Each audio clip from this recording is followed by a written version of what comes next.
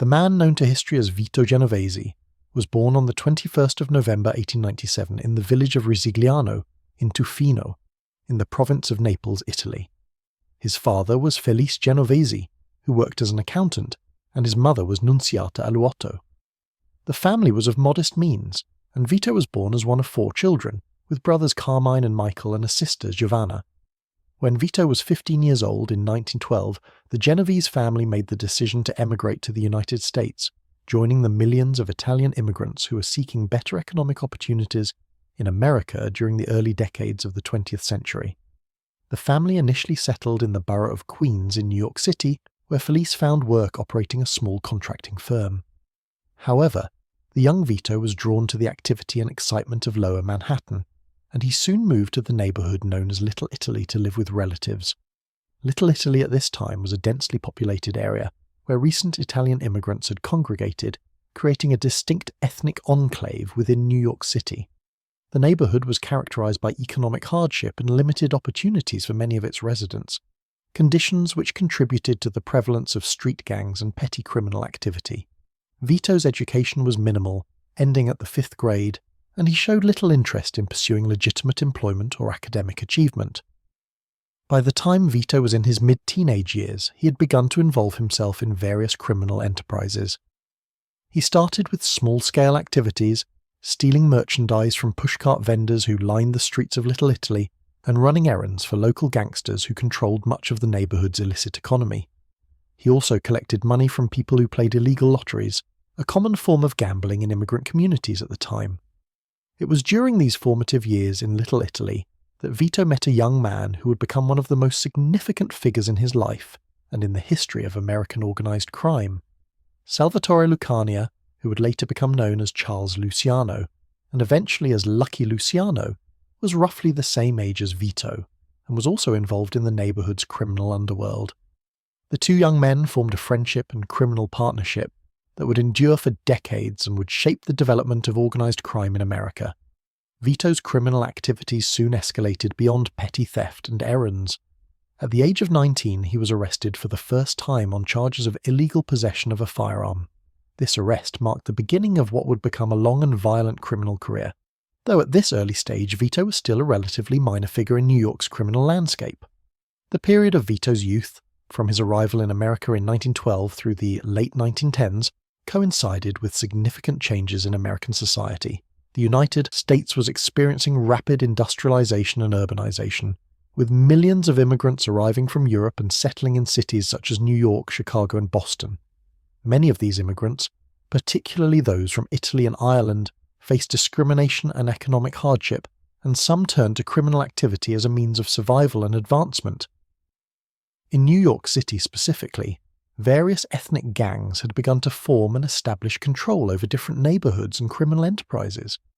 Italian, Jewish, and Irish gangs competed for territory and influence, engaging in activities such as extortion, gambling, prostitution, and theft. The stage was being set for what would become a much larger and more organized criminal structure in the years to come. This was the world into which Vito Genovese was emerging in the late 1910s. It is worth reflecting on the development of organized crime in America during this period, with which Vito would become so intrinsically associated. The subsequent checkered life of Vito Genovese has to be considered in light of the history of organized crime in America in the early 20th century and the development of the Italian-American Mafia. In some senses, the rise of organized crime in the United States cannot be disentangled from the period of Prohibition. On the 16th of January 1920, the 18th Amendment to the United States Constitution came into effect, prohibiting the manufacture, sale, and transportation of alcoholic beverages throughout the country. This amendment was enforced through the Volstead Act, which provided the federal government with the legal framework to prosecute violations of the prohibition on alcohol. The intention behind prohibition was to reduce crime, corruption, and social problems associated with alcohol consumption. The result was precisely the opposite.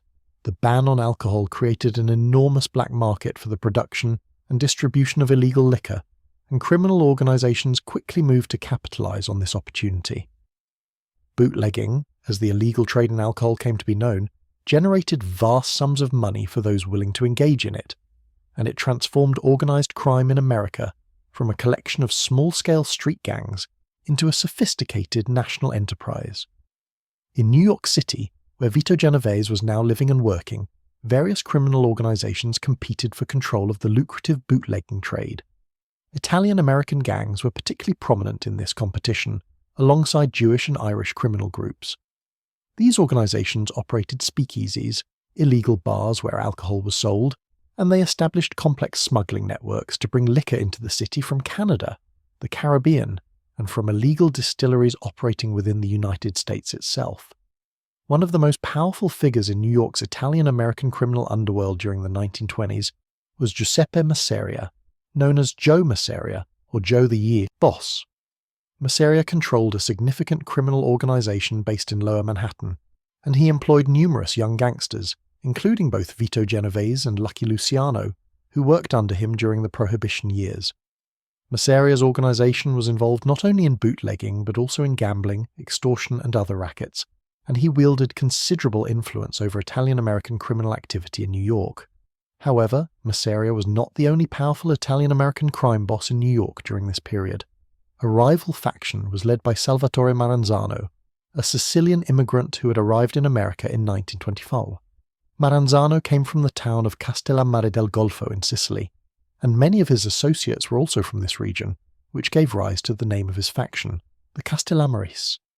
Maranzano was ambitious and sought to establish himself as the dominant force in New York's Italian-American underworld, bringing him into direct conflict with Masseria. The tensions between Masseria and Maranzano escalated throughout the late 1920s, fueled by competition over bootlegging territories and other criminal enterprises. In 1930, these tensions erupted into open warfare in what became known as the Castellammares War. Over the course of the next year, dozens of gangsters were killed as the two factions battled for supremacy in New York. The violence was widespread and attracted significant attention from law enforcement, though the police were often unable or unwilling to intervene effectively, in part due to the corruption that pervaded many police departments at the time. During the Castellammares War, Vito Genovese remained loyal to Joe Masseria, as did Lucky Luciano. However, Luciano was growing increasingly frustrated with the way the war was being conducted and with Masseria's leadership more generally. Luciano recognized that the ongoing violence was bad for business and was drawing unwanted attention from the authorities. He also believed that the old-fashioned methods employed by bosses like Masseria and Maranzano were holding back the development of organized crime into a more efficient and profitable enterprise. Consequently, Luciano began secret negotiations with Maranzano and with other younger gangsters who shared his vision for a more modern approach to organized crime. These negotiations resulted in a plan to end the Castellammares War by eliminating Joe Masseria. On the 15th of April 1931, Luciano arranged to meet Masseria for lunch at a restaurant in Coney Island.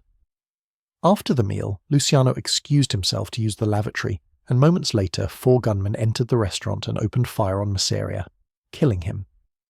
The 4 gunmen were Vito Genovese, Albert Anastasia, Bugsy Siegel and Joe Adonis, all of whom had been recruited by Luciano for this purpose. The murder of Joe Masseria effectively ended the Castellammares War, with Maranzano emerging as the apparent victor. However, Maranzano's triumph would prove to be short-lived. In the months following Masseria's death, Maranzano moved to consolidate his power over the Italian-American criminal organizations in New York. He organized a meeting of the city's leading gangsters and announced a new structure for organized crime. The various gangs would be reorganized into 5 distinct crime families, each with its own boss, and these families would divide up criminal territories and enterprises in New York and the surrounding areas. The 5 families that Maranzano established were headed by Luciano Mangano, Galliano, Profaci, and Bonanno, with Maranzano himself claiming the title of Capo di tutti capi, or boss of all bosses. However, Maranzano's restructuring came with a significant caveat. He made it clear that he considered himself to be the supreme authority over all 5 families, and he expected absolute obedience from the other bosses. This arrangement did not sit well with Lucky Luciano and several other ambitious gangsters, including Vito Genovese, who recognized that Maranzano was simply attempting to replace Masseria as the dictatorial ruler of New York's underworld. Luciano and his associates soon concluded that Maranzano would have to be eliminated. On the 10th of September 1931, less than 5 months after the murder of Joe Masseria, a group of gunmen disguised as police officers entered Maranzano's office in the Grand Central Building in Manhattan. The gunmen, who had been recruited from outside New York to avoid recognition, stabbed and shot Maranzano to death. While there is some dispute about the exact details of who planned and carried out the murder, it is widely accepted that Luciano was the driving force behind it, with assistance from Meyer Lansky, a prominent Jewish gangster, and with the involvement of Genovese and other members of Luciano's organization. With both Masseria and Maranzano now dead, Lucky Luciano emerged as the most powerful Italian-American crime boss in New York. However, unlike his predecessors, Luciano had no interest in declaring himself the boss of all bosses or in attempting to exert dictatorial control over other criminal organizations. Instead, he implemented a more democratic and cooperative structure. The 5 families that Maranzano had established would continue to exist, but they would operate as equals, with disputes to be settled through negotiation and discussion rather than violence. To facilitate this cooperation, Luciano created what came to be known as the Commission, a governing body consisting of the bosses of the 5 New York families, along with representatives from other major crime families across the United States, including those in Chicago, Buffalo, and Philadelphia. The Commission would meet regularly to discuss matters of common interest, to settle disputes between families, and to make decisions about major criminal enterprises. This structure proved to be remarkably effective, and it remained in place, in various forms, for decades to come. Luciano also recognized the value of cooperating with criminal organizations from other ethnic backgrounds. He worked closely with Meyer Lansky and other Jewish gangsters, as well as with Irish and other criminal groups, creating what became known as the National Crime Syndicate. This was a loose confederation of criminal organizations across the United States that cooperated on major enterprises and shared information and resources. As part of this syndicate, a group of contract killers known as Murder Incorporated was established, primarily consisting of Jewish and Italian gangsters, to carry out murders on behalf of various crime families. In this new structure, Vito Genovese was appointed as the underboss of what was now known as the Luciano crime family, making him the second most powerful figure in one of the 5 families. This position reflected Genovese's loyalty to Luciano and his role in eliminating both Masseria and Maranzano, as well as his demonstrated competence in managing criminal operations. The success of these organizations during the early 1930s was built primarily on bootlegging profits, but this revenue source was about to be eliminated. In 1933, with the Great Depression deepening and public opinion turning against prohibition, the 21st Amendment to the Constitution was ratified, repealing the 18th Amendment and ending the federal ban on alcohol. The repeal of prohibition removed the primary source of income for many criminal organizations, forcing them to diversify into other activities such as gambling, loan sharking, labor racketeering, narcotics trafficking, and various forms of extortion and fraud. Thus, the development of organized crime in America during the period of Vito Genovese's ascendancy and at his height cannot be separated from the political and economic circumstances of the country during Prohibition and its immediate aftermath. This was the environment in which Vito Genovese was rising through the ranks in the late 1920s and early 1930s.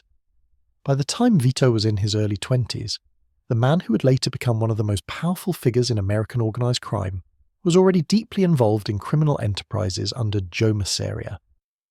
Working alongside Lucky Luciano and other young gangsters in Masseria's organization, Vito engaged in bootlegging operations, transporting illegal alcohol from various sources into New York City and distributing it to speakeasies throughout the area. The work was dangerous and often violent, as rival gangs competed for territory and control of the lucrative alcohol trade, but it was also highly profitable for those who were successful at it. Vito's partnership with Luciano grew stronger during these years. The 2 men worked closely together on various operations for Masseria, and they shared a vision for how organized crime could be modernized and made more efficient. Both recognized that the old methods of the Sicilian Mafia, with its emphasis on blood feuds and personal vendettas, were ill-suited to the opportunities presented by Prohibition-era America. They believed that criminal organizations needed to operate more like businesses, with clear hierarchies, rational decision-making, and a focus on profit rather than honor or revenge. In addition to bootlegging, Vito and other members of Masseria's organization were involved in various other criminal activities. These included gambling operations, loan sharking, and extortion, particularly the practice of demanding protection money from legitimate businesses in Italian-American neighborhoods, Vito also became known for his willingness to use violence when necessary to advance his interests or those of the organization. While he was not yet the prominent figure he would later become, those who knew him during this period recognized that he was ambitious, ruthless, and capable of extreme brutality. One of the earliest murders attributed to Vito occurred on the 26th of February 1930, during the escalating tensions that would soon erupt into the Castellamarese War. Gaetano Reina was the leader of a Bronx-based gang that had been allied with Joe Masseria. However, Masseria had begun to suspect that Reina was secretly communicating with Salvatore Maranzano, his rival, and he decided that Reina needed to be eliminated. Vito Genovese allegedly carried out this assassination, ambushing Reina as he was leaving his mistress's house in the Bronx and shooting him in the back of the head with a shotgun. Following Reina's death, Masseria took direct control of the Reina gang, further consolidating his power in New York.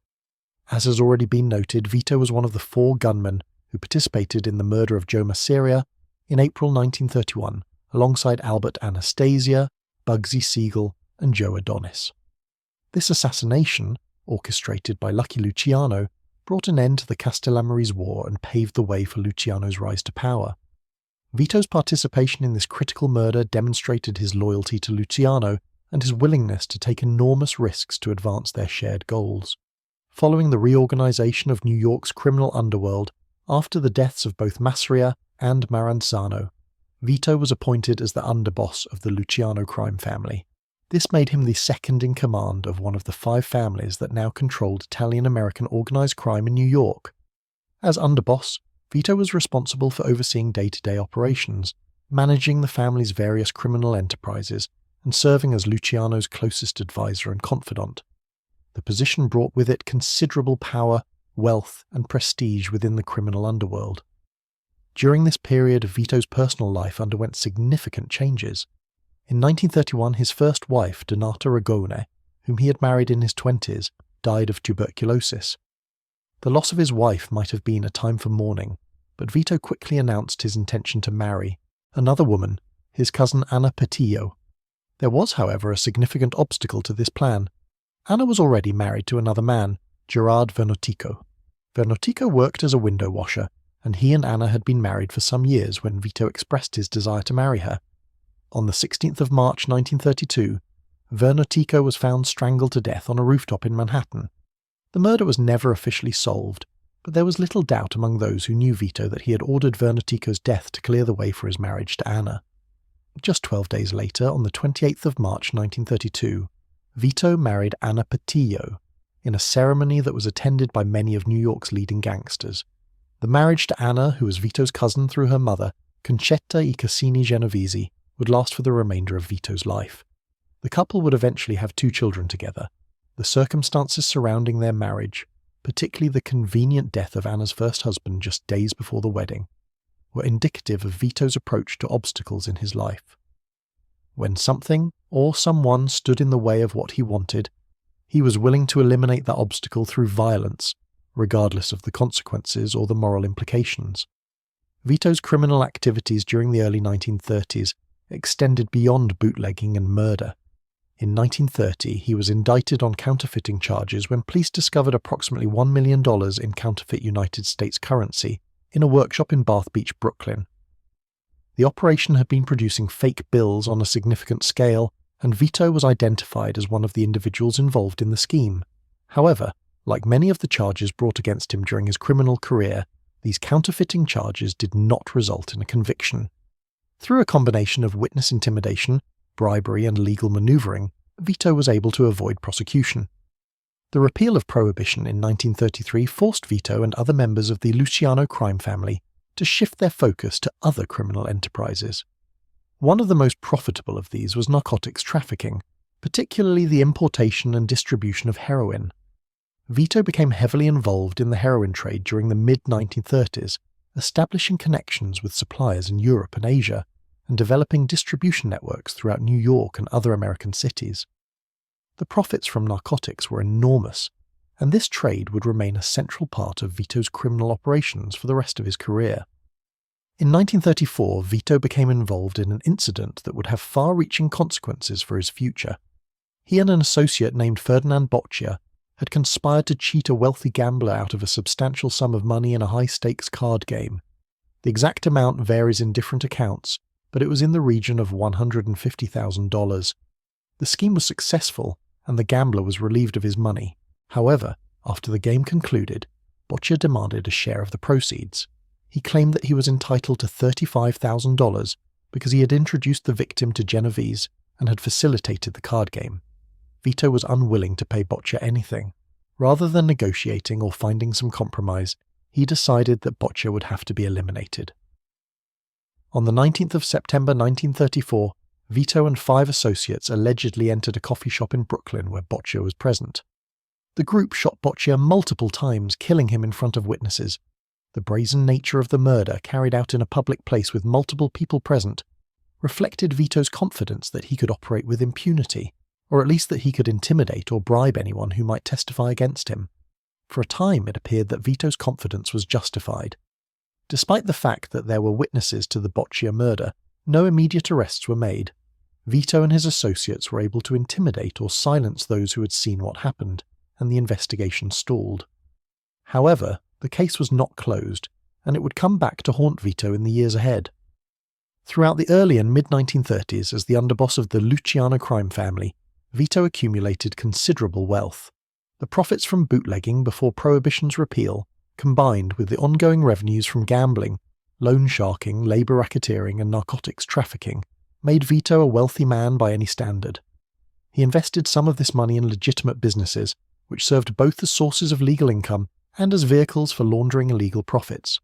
He also acquired property and lived in relative luxury, though he was careful to maintain a lower profile than some of his more flamboyant criminal associates. Vito's position within the Luciano crime family also brought him into contact with criminals from other organizations, both within New York and in other cities. He worked with members of the other 4 New York families, as well as with gangsters from the Chicago outfit, the Philadelphia crime family and other organizations across the United States. These connections would prove valuable in the years to come, as they allowed Vito to expand his operations beyond New York and to establish himself as a significant figure in the national criminal landscape. The structure that Lucky Luciano had created, with the Commission serving as a governing body for organized crime, proved to be remarkably stable and effective during the 1930s. Disputes between families were resolved through negotiation rather than violence in most cases, and the various criminal organizations were able to coordinate their activities and divide up territories and enterprises in ways that maximized profits for all involved. Vito, as Luciano's underboss, played a significant role in these negotiations and in the day-to-day administration of the Commission's decisions. However, in 1936 a development occurred that would dramatically alter the leadership structure of the Luciano crime family, and would provide Vito with an opportunity to expand his power further. Lucky Luciano, despite his intelligence and his attempts to maintain a low profile, had attracted the attention of Thomas Dewey, a crusading prosecutor who had been appointed as a special prosecutor to investigate organized crime in New York. Dewey's investigation focused on Luciano's alleged involvement in organizing prostitution rings in the city, charges which Luciano vehemently denied. On the 18th of June 1936, after a high-profile trial, Lucky Luciano was convicted of multiple counts of compulsory prostitution, essentially charges related to operating a prostitution network. He was sentenced to 30 to 50 years in prison, an extraordinarily harsh sentence that reflected both the seriousness with which the charges were viewed and Dewey's determination to remove Luciano from the streets. Luciano was sent to Dannemora State Prison in upstate New York, one of the most secure facilities in the state. With Luciano imprisoned, the question of who would lead the family became paramount. Luciano himself made it clear that he intended to continue directing the family's operations from prison, using intermediaries to communicate his orders to the outside world. However, the family needed someone to serve as the acting boss in Luciano's absence, someone who could manage day-to-day operations and make decisions when immediate action was required.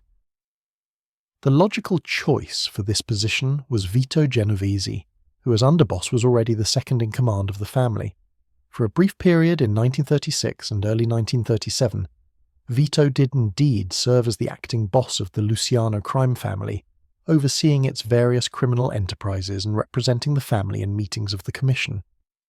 This elevation in status brought Vito closer to his ultimate goal of becoming the boss of one of New York's 5 families, a position of immense power and influence within the criminal underworld. However, Vito's tenure as acting boss would prove to be short-lived. The Ferdinand Boccia murder case, which had remained dormant for several years, was about to resurface. Prosecutors had continued to investigate the 1934 killing, and by 1937 they had gathered sufficient evidence to bring charges against Vito and others involved in the murder. Witnesses who had been too frightened to come forward in 1934 were now willing to testify, and the case against Vito was becoming increasingly strong. As a result, many viewed him as a man marked.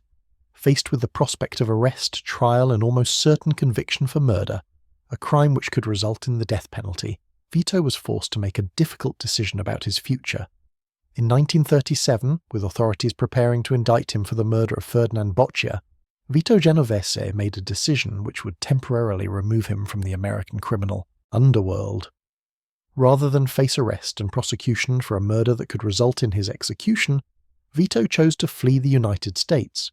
He boarded a ship bound for Italy, abandoning his position as acting boss of the Luciano crime family, and leaving behind his wife Anna and their children. The decision to flee was pragmatic rather than cowardly. Vito calculated that his chances of avoiding conviction in New York were minimal given the evidence against him, and that exile in Italy, while inconvenient, was preferable to death in the electric chair. Vito arrived in Italy and settled in Naples, the region from which his family had emigrated decades earlier. Despite having left Italy as a teenager, he still spoke Italian fluently and was able to navigate Italian society with relative ease. However, Italy in 1937 was a very different place from the impoverished southern Italian villages that immigrants like Vito's parents had fled in the early 20th century. The country was now under the control of Benito Mussolini and his National Fascist Party, which had ruled Italy since 1922. Mussolini's regime was characterized by authoritarianism, nationalism, and an aggressive foreign policy that sought to restore Italy to what the fascists considered its rightful place as a great power. The regime controlled nearly every aspect of Italian life, from politics and the economy to culture and education. Opposition was ruthlessly suppressed, and the secret police monitored the population for any signs of dissent. For most Italians, particularly those who were not wealthy or well-connected, life under fascism was difficult and often oppressive. However, for someone like Vito Genovese, who arrived in Italy with considerable wealth and criminal expertise, the fascist regime presented opportunities rather than obstacles. Vito quickly set about establishing connections with members of Mussolini's government and with influential figures within the fascist party. His wealth, which he had accumulated through years of criminal activity in the United States, allowed him to ingratiate himself with Italian officials through bribes and gifts. He presented himself as a successful Italian-American businessman who had returned to his homeland and who was eager to support the fascist cause. One of the most significant connections that Vito established in Italy was with Count Galeazzo Ciano, who served as Italy's Minister of Foreign Affairs from 1936 to 1943. Ciano was also Mussolini's son-in-law, having married the dictator's daughter Edda in 1930, which gave him enormous influence within the regime. Ciano was known for his lavish lifestyle and for his involvement in various corrupt schemes, and he was receptive to Vito's overtures of friendship and financial support. Through his connection with Ciano and other fascist officials, Vito became involved in drug smuggling operations between Italy and the United States.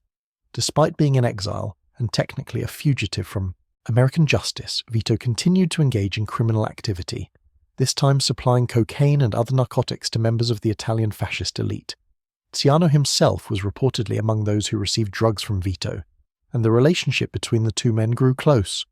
Vito also provided financial support to various fascist party operations, effectively buying protection and favour from the regime.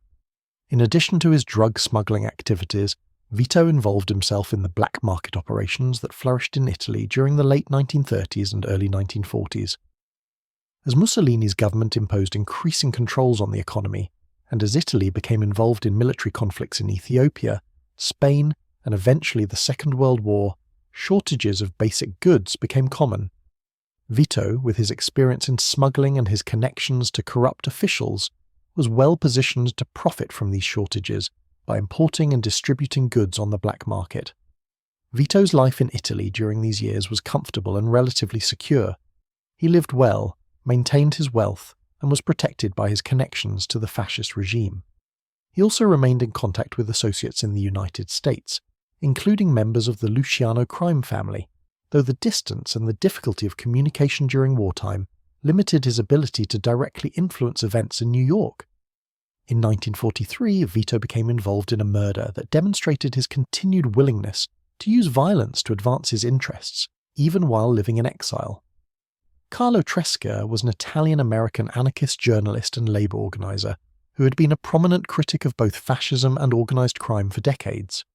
Tresca published a newspaper in New York called Il Martello, in which he regularly attacked Mussolini's regime and exposed corruption within Italian-American communities, including the activities of the Mafia.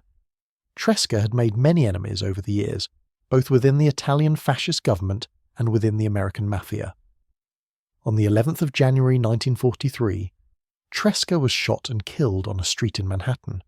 The murder was never officially solved, but there is substantial evidence to suggest that it was ordered by Vito Genovese as a favour to the Italian fascist government, which had long sought to silence Tresca.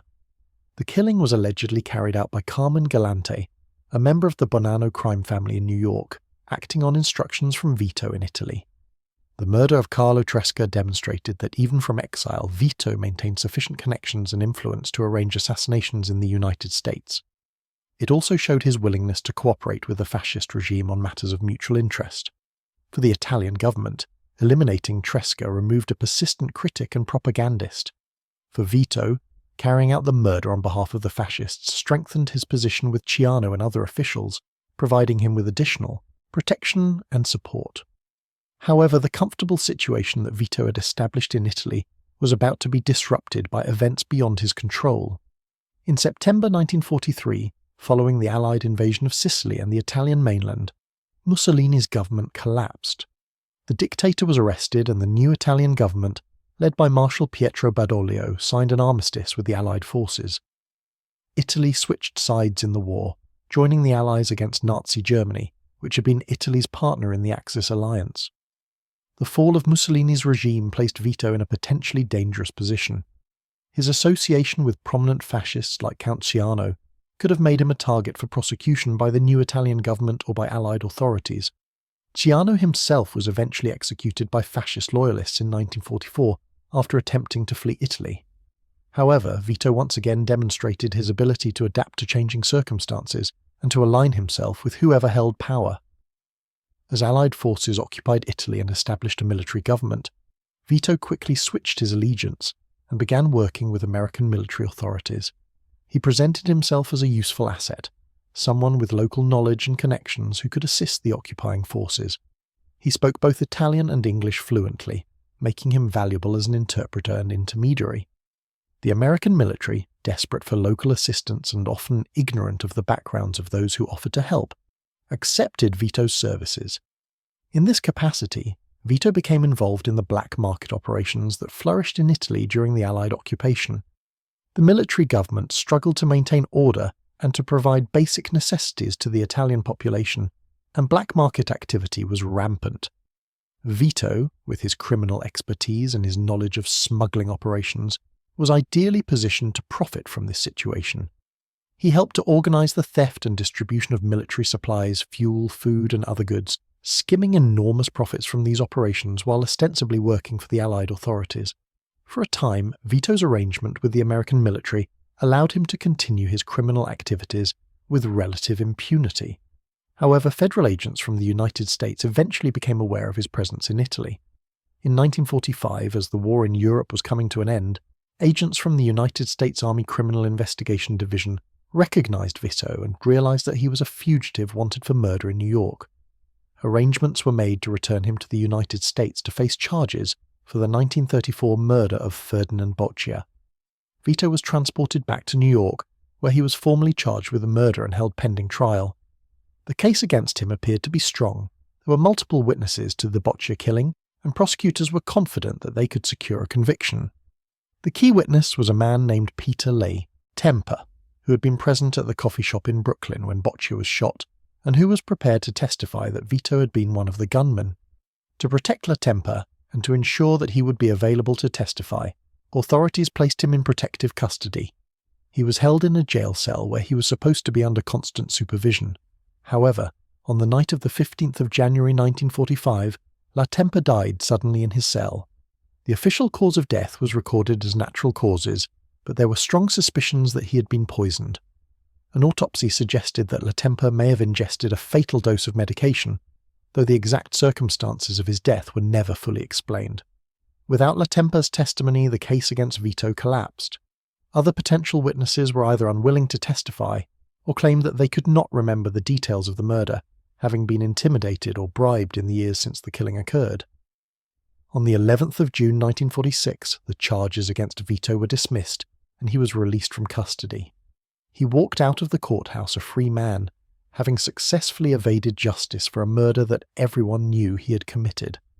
The death of Peter Latempa while in protective custody raised obvious questions about how Vito had managed to reach a witness who was supposed to be secure. The most widely accepted explanation is that Frank Costello, who had become the acting boss of the Luciano crime family during Vito's absence, had arranged for Latempa to be poisoned. Costello had his own reasons for wanting Vito's murder case to go away, as a lengthy trial would have drawn unwanted attention to the family and its operations. It is also possible that Costello wanted to demonstrate his power and his willingness to assist Vito, perhaps as a way of managing what was certain to be a complicated relationship now that Vito had returned to New York. Vito Genovese had returned to America a free man, but the criminal landscape had shifted considerably in his absence. Frank Costello had established himself as the leader of what was still nominally the Luciano crime family, and he had no intention of stepping aside simply because Vito had come back from Italy. Lucky Luciano himself, though still imprisoned, had been moved to a less secure facility and continued to exert influence over the family's operations. The relationship between Costello and Luciano was strong, and both men viewed Vito's return with some wariness, recognizing that his ambitions would likely lead to conflict.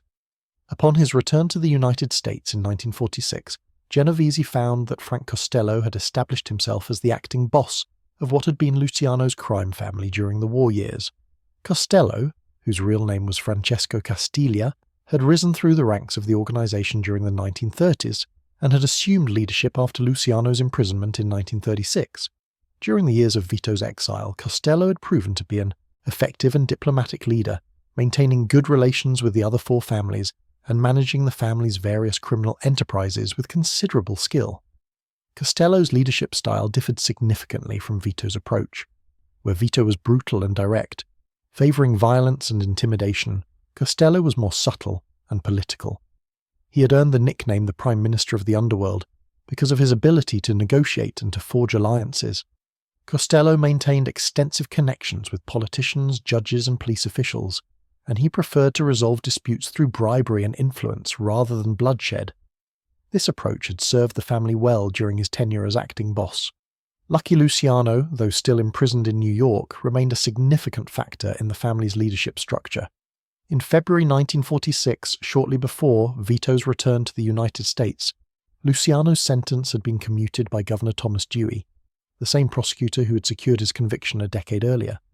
The commutation came in recognition of Luciano's alleged assistance to the United States Navy during the war years, though the exact nature and value of this assistance has been disputed. Rather than being released outright, Luciano was deported to Italy, where he would spend the remainder of his life. From his base in Italy, Luciano continued to communicate with Costello and other members of the family, offering advice and occasionally issuing directives. In December 1946, Luciano travelled to Havana, Cuba, where he met with Costello, Vito Genovese, and numerous other American mobsters for a conference to discuss the future of organized crime in the post-war era. During this meeting, tensions between Vito and the existing leadership became apparent. Vito reportedly argued with Luciano over the question of who should lead the family, with Vito making it clear that he believed he should resume his position as underboss at minimum, and that he harboured ambitions for the top position itself. Despite these tensions, Vito was permitted to return to the family as underboss under Costello's leadership. This arrangement reflected Luciano's continued influence and his desire to avoid an open conflict that could damage the family. However, the relationship between Costello and Genovese was strained from the beginning. Vito believed that he, not Costello, should be leading the family, and he began to maneuver behind the scenes to undermine Costello's authority and to build support for his own eventual takeover. The power struggle between Costello and Genovese played out over the course of the next decade, with Vito gradually working to weaken Costello's position. One of Vito's strategies was to eliminate or intimidate Costello's allies within the family and within the broader organised crime network. In October 1951, Willie Moretti, a longtime associate of Costello's and a capo in the family, was murdered in a restaurant in Tias, New Jersey. Moretti had been shot multiple times by several gunmen who walked into the establishment and opened fire. The official explanation for Moretti's murder was that he had been killed because he was suffering from syphilis-induced dementia and had begun talking too freely about family business, including testifying before the Kefauver Committee, a Senate committee investigating organised crime. While it is true that Moretti had testified and that his health was declining, many within the underworld believed that Vito had ordered the killing as part of his campaign against Costello. Moretti's death removed one of Costello's most loyal supporters and sent a clear message about Vito's willingness to use violence against those who stood in his way. Throughout the early and mid-1950s, Vito continued to consolidate his power and to challenge Costello's leadership. He formed alliances with other ambitious members of the family and with bosses from other families who were dissatisfied with the existing leadership structure. He also expanded his narcotics trafficking operations, which had continued during his years in Italy, and which now provided him with enormous revenues that he could use to buy loyalty and support. By 1957, Vito believed that he was in a position to make his move against Costello. On the 2nd of May, 1957, Costello returned to his apartment building at the Majestic on Central Park West in Manhattan. As he entered the lobby, a man who had been waiting in the building approached him and called out, "This is for you, Frank." The warning gave Costello just enough time to turn his head as the man, Vincent Gigante, pulled out a revolver and fired. The bullet grazed Costello's head, causing a significant wound but failing to kill him. Costello was rushed to hospital, where he received treatment for his injury and recovered. Vincent Gigante, who would later go on to become the boss of the family himself in the 1980s, fled the scene and was never conclusively proven to have been the shooter, though there was little doubt among those familiar with the situation that he had been acting on Vito's orders. Costello survived the assassination attempt, but the message was clear. Vito wanted him dead or out of power. Following the attempt on his life, Costello made the decision to retire from active leadership of the family. He recognized that continuing to resist Vito would likely result in further attempts on his life, and possibly in a broader war within the family. In the months following the shooting, Costello stepped down as acting boss, and Vito assumed control of the family, which was still officially known as the Luciano crime family, but which would soon begin to be referred to as the Genovese crime family by law enforcement. However, Vito's ascent to the position of boss was not yet complete. Albert Anastasia, the boss of one of the other 5 families in New York, was a close ally of Costello's and represented a potential obstacle to Vito's consolidation of power. Anastasia, who had been one of the 4 gunmen involved in the 1931 murder of Joe Masseria, alongside Vito himself, was a fearsome figure known for his violence and his role in running Murder Incorporated during the 1930s and 1940s. On the 25th of October 1957, Anastasia was having his hair cut at the barbershop in the Park Sheraton Hotel in Manhattan. 2 gunmen entered the shop and opened fire on Anastasia as he sat in the barber's chair. He was struck multiple times and died almost immediately.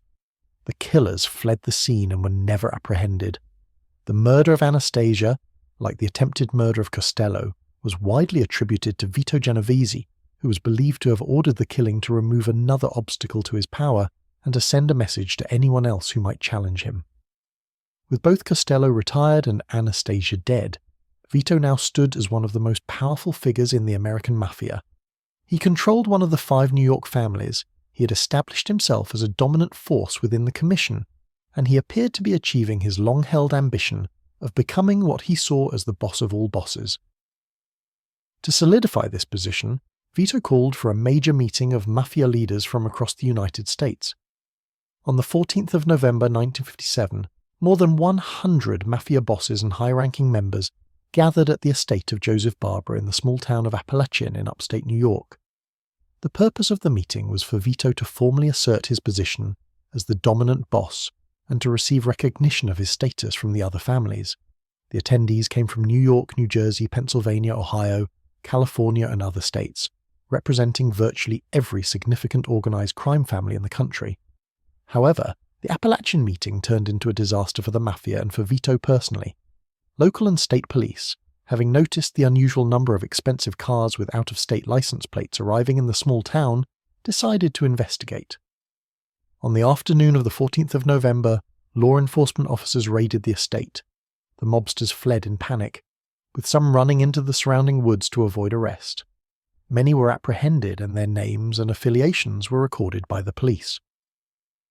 The raid on the Appalachian meeting was a public relations catastrophe for organized crime. For years, FBI Director J. Edgar Hoover had denied that there was such a thing as a national organized crime network, claiming that the various Italian-American gangs were local operations with no broader connections. The discovery of more than 100 Mafia members meeting in a remote location made Hoover's position untenable and forced the federal government to acknowledge the existence of organized crime as a national problem. For Vito, the consequences of Appalachian were severe. Rather than solidifying his position as the most powerful boss in America, the meeting had exposed the Mafia to unprecedented law enforcement scrutiny. Federal and state prosecutors launched investigations into organized crime that would eventually lead to numerous arrests and convictions. Vito himself became a prime target for these investigations. In the aftermath of the Appalachian disaster, federal authorities focused on building a narcotics conspiracy case against Vito and several of his associates. Prosecutors had been gathering evidence of Vito's heroin trafficking operations for some time, and they now had additional motivation to bring charges. The investigation revealed a complex network of suppliers, distributors, and smugglers that stretched from Europe and Asia to the United States, with Vito at the center of the operation. On the 17th of April 1959, after a lengthy trial, Vito Genovese was convicted of conspiracy to violate federal narcotics laws. He was sentenced to 15 years in federal prison, a significant term that reflected both the seriousness of the charges and the government's determination to remove him from the streets. Vito was sent to the United States Penitentiary in Atlanta, Georgia, one of the most secure federal facilities in the country. Despite his imprisonment, Vito attempted to continue controlling the Genovese crime family from behind bars. He communicated with his underbosses and capos through intermediaries and through coded messages, issuing orders and making decisions about the family's operations. However, his ability to maintain control was limited by his physical separation from the organization and by the fact that other ambitious members of the family saw an opportunity to advance their own interests. One of the individuals imprisoned alongside Vito in Atlanta was Joseph Falacchi, a soldier in the Genovese crime family who had been involved in various criminal activities for decades. Falacchi had been arrested on narcotics charges and was serving a lengthy sentence. While in prison, Falacchi came to believe, whether correctly or not, that Vito suspected him of being an informant and had placed a contract on his life. The alleged bounty on Falacchi was reported to be $100,000, a substantial sum that reflected the seriousness with which the family viewed the threat of informants. In 1963, while still imprisoned, Falacchi killed another inmate whom he believed had been sent by Vito to murder him. The victim, John Joseph Saup, was likely not a mob assassin at all, but Falacchi's paranoia and fear had led him to strike first. Following this murder, Falacchi was sentenced to life in prison with no possibility of parole. Faced with spending the rest of his life behind bars and believing that Vito would continue to try to have him killed, Falacchi made the momentous decision to become a government witness. In September 1963, Joseph Falacchi testified before the United States Senate Permanent Subcommittee on Investigations, also known as the McClellan Committee, in televised hearings that captivated the American public. Falacchi provided extensive details about the structure and operations of organized crime, including the existence of the Commission, the relationships between the 5 New York families, and the initiation rituals and codes of conduct that governed Mafia behavior. He introduced the American public to the term La Cosa Nostra, or Our Thing, which was the name that members used to refer to their organization. Falacchi's testimony was historic. It marked the first time that a member of the Mafia had publicly testified about the inner workings of the organization in such detail. While law enforcement officials had long known about much of what Falacchi revealed, his testimony provided official confirmation and gave prosecutors valuable insights that would be used in future investigations and trials. For Vito, The defection of Valachi was both a personal betrayal and a significant blow to the Genovese crime family. Vito remained in federal prison for the remainder of his life, watching as the organization he had helped to build was gradually weakened by prosecutions, internal conflicts, and the changing nature of organized crime in America.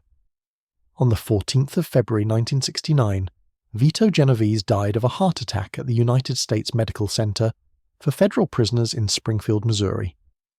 He was 71 years old. His body was returned to New York, where he was buried at St. John's Cemetery in Middle Village, Queens.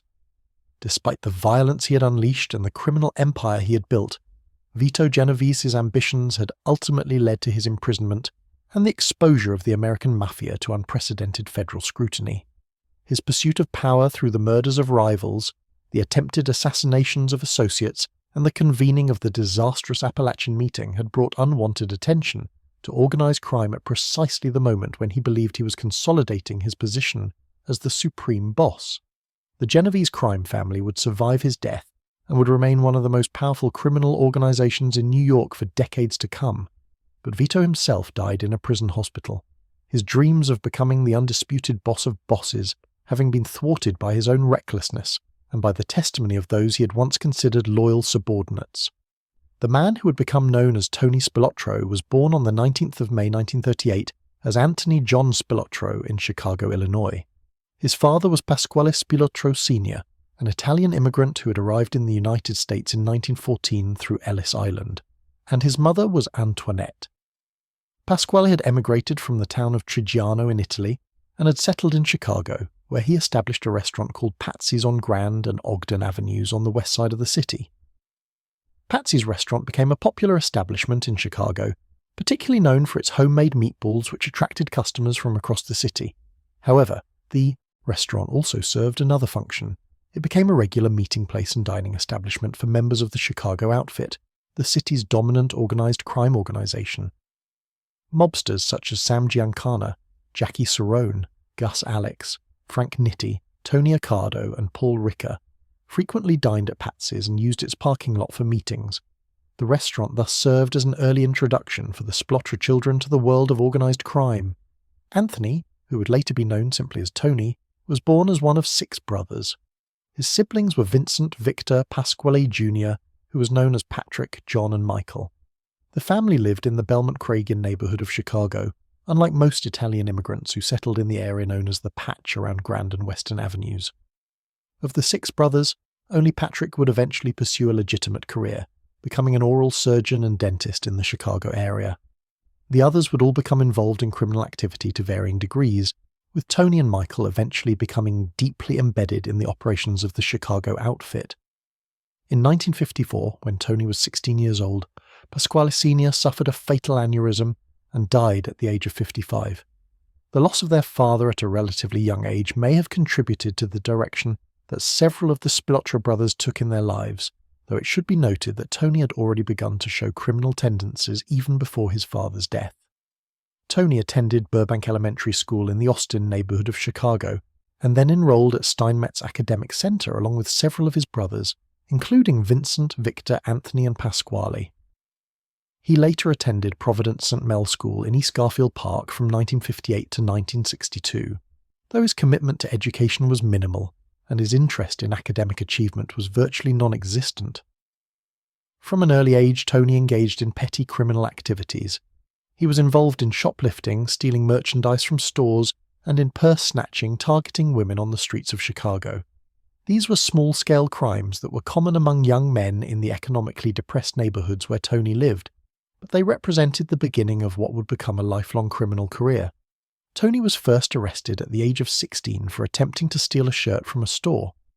This initial brush with the law did not deter him from further criminal activity. By the time he reached the age of 20, Tony had been arrested approximately 13 times for various offences, though most of these early arrests did not result in serious consequences. The frequency of these arrests demonstrated both Tony's propensity for criminal behaviour and his willingness to take risks, even when the potential rewards were minimal. During his teenage years, Tony formed a close friendship with another young man from the neighbourhood named Frank Carlotta. Carlotta, like Tony, was involved in theft, burglary, and other criminal activities, and the two became partners in various schemes. This friendship would endure throughout Tony's life, with Carlotta eventually following Tony to Las Vegas in the 1970s and working as one of his chief lieutenants. However, as would later become apparent, the relationship would end in betrayal when Carlotta turned state's witness against Tony in the 1980s. As Tony moved from adolescence into early adulthood, he came under the influence of more established criminals within the Chicago outfit. One of the most significant of these mentors was Samuel DeStefano, who was known as Mad Sam. DeStefano was a loan shark and enforcer for the outfit who had earned a reputation for extreme brutality and sadism. He was known to torture victims for extended periods, often for his own amusement rather than purely for business purposes, and he reportedly kept an arsenal of weapons and torture devices in the basement of his home. Under DeStefano's tutelage, Tony learned the violent methods that would characterize his own criminal career. DeStefano taught Tony how to extract money from debtors through intimidation and violence, and he introduced Tony to torture techniques that were designed to instill terror in victims while keeping them alive long enough to provide information or to make payments. One of DeStefano's preferred methods involved placing a victim's head in a vice and slowly tightening it, applying increasing pressure until the victim either complied with demands or died. Tony would later adopt this signature method as his own. Tony also worked alongside Felix Aldericio, another feared member of the Chicago outfit who was known as Milwaukee Phil. Aldericio was a prolific killer who had been involved in numerous murders for the outfit, and he served as another mentor to the young Tony, teaching him the practical aspects of contract killing and enforcement work. In 1960, Tony was allegedly involved in the torture and murder of William Jackson, who was known as Action Jackson. Jackson was a loan shark who had fallen into debt and was suspected of providing information to federal authorities. He was kidnapped, taken to a location controlled by the outfit, and subjected to prolonged torture before eventually being killed. While the exact details of who participated in Jackson's murder have never been definitively established, Tony was widely believed to have been present and to have participated in the torture. In 1962, Tony was allegedly involved in what became known as the M&M murders, working alongside Mad Sam DeStefano. Two burglars, Billy McCarthy and Jimmy Miraglia, had robbed the home of a businessman who was connected to the outfit. In retaliation, McCarthy and Miraglia were tortured and murdered, with their bodies eventually being found in the trunk of a car. The brutality of the killings, which involved prolonged torture, was characteristic of DeStefano's methods, and Tony's alleged participation in these murders marked him as someone who was capable of extreme violence. In 1963, at the age of 25, Tony Spilotro was formally initiated into the Chicago outfit as a made man. The ceremony of being made or inducted into the Mafia involved a ritual in which the initiate took an oath of loyalty to the organization and to his fellow members, swearing to place the interests of the outfit above all other considerations, including family. Once made, a member was afforded certain protections and privileges, but he was also bound by the strict code of omertà, which forbade cooperation with law enforcement under any circumstances. Tony's induction into the outfit reflected his demonstrated willingness to engage in violence on the organization's behalf and his loyalty to his superiors. However, it also marked him as someone who would be subject to the orders of the outfit's leadership for the remainder of his career, and who could be disciplined or killed if he violated the organization's rules or acted against its interests. By the late 1960s, Tony had established himself as a reliable enforcer and killer for the Chicago outfit. Despite his relatively small physical stature, standing only 5 feet 2 inches tall, Tony had earned a reputation for brutality that made him feared by both criminals and civilians alike. His willingness to employ torture and his apparent lack of remorse for the suffering he inflicted on his victims set him apart even in an organization that was known for its violence. Tony's nickname, Tony the Ant, had its origins in a comment made by FBI Special Agent William Romer, who was assigned to investigate organized crime in Chicago. Romer reportedly referred to Tony as that little pissant in a public statement, a reference to Tony's small stature. The media, unable or unwilling to use the term pissant in print, changed the nickname to Tony the Ant, and the name stuck. Tony himself was said to have disliked the nickname, but it became how he was known both within the criminal underworld and to law enforcement. The FBI estimated that by the end of Tony's life he had been involved in somewhere between 22 and 25 murders, though the exact number has never been conclusively established. Many of these killings were carried out on behalf of the Chicago outfit as part of enforcement actions, settling disputes or eliminating individuals who were seen as threats to the organization. However, some of the murders appear to have been motivated by personal grievances or by Tony's own volatile temperament. This was the world into which Tony Spilotro was emerging in the late 1960s. It is worth reflecting on the development of Las Vegas as a centre of organised crime activity, a city with which Spilotro would become so intrinsically associated. The subsequent career of Tony Spilotro cannot be understood without considering the unique development of Las Vegas as the American capital of legalised gambling and its infiltration by organised crime families in the decades following the Second World War. Las Vegas, located in the Mojave Desert in southern Nevada, had been a small railroad town for much of the early 20th century. In 1931, the state of Nevada legalized gambling as part of an effort to generate revenue during the Great Depression. This decision, combined with Nevada's permissive laws regarding divorce and marriage, began to attract visitors to Las Vegas, though the city remained relatively small and undeveloped through the 1930s. The transformation of Las Vegas into a major gambling destination began in earnest in the 1940s. Benjamin Siegel, known as Bugsy Siegel, was a prominent New York gangster who had relocated to California in the 1930s and had become involved in various criminal enterprises on the West Coast. Siegel recognized the potential of Las Vegas as a location for large-scale casino operations, and in 1946 he opened the Flamingo Hotel and Casino on what would become known as the Las Vegas Strip. The Flamingo was intended to be a luxurious resort that would attract wealthy visitors from across the country. However, the project was plagued by cost overruns and construction delays, and Siegel had borrowed heavily from other mobsters, including the New York crime families and Meyer Lansky, to finance the development. When the Flamingo initially failed to generate expected profits, Siegel's investors grew concerned about their money. On the 20th of June 1947, Siegel was shot and killed in the home of his girlfriend in Beverly Hills, California. The murder was never officially solved, but it was widely believed to have been ordered by the mob investors who feared that Siegel was either stealing from them or was incompetent in managing their investment. Despite Siegel's death, or perhaps because of it, the Flamingo eventually became profitable and demonstrated that large casino resorts could succeed in Las Vegas. Other mobsters and crime families took note, and throughout the late 1940s and 1950s, additional casinos were opened on the Strip and in downtown Las Vegas.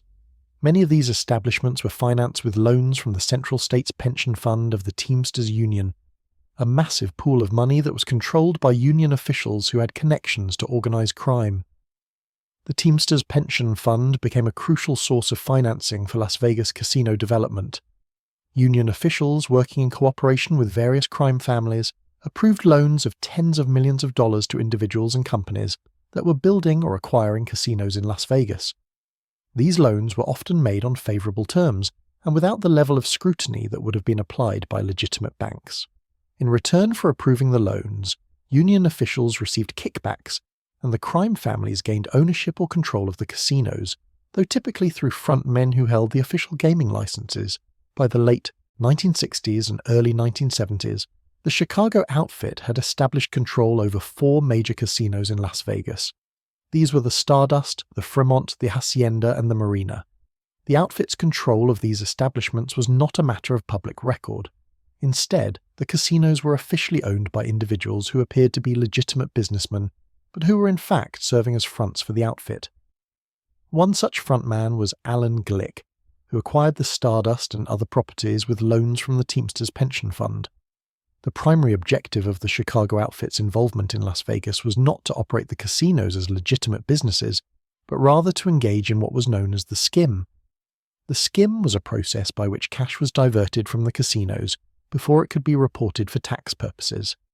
Casino revenues would be counted in counting rooms, but a portion of the cash would be removed and never recorded in the official accounting. This untaxed money would then be transported to Chicago and distributed among the bosses of the outfit and, through various agreements, to other crime families across the country. The skim operation at the 4 outfit-controlled casinos generated millions of dollars in illegal profits each year. The money flowed to Tony Accardo, who was known as Joe Batters and who served as the boss of the Chicago outfit during this period, and to other senior members of the organization. The operation was highly sophisticated involving careful coordination between the casino employees who worked in the counting rooms, the couriers who transported the money, and the outfit bosses who received and distributed the proceeds. To manage the day-to-day operations of the casinos and to oversee the skim, the outfit placed Frank Rosenthal in a key position.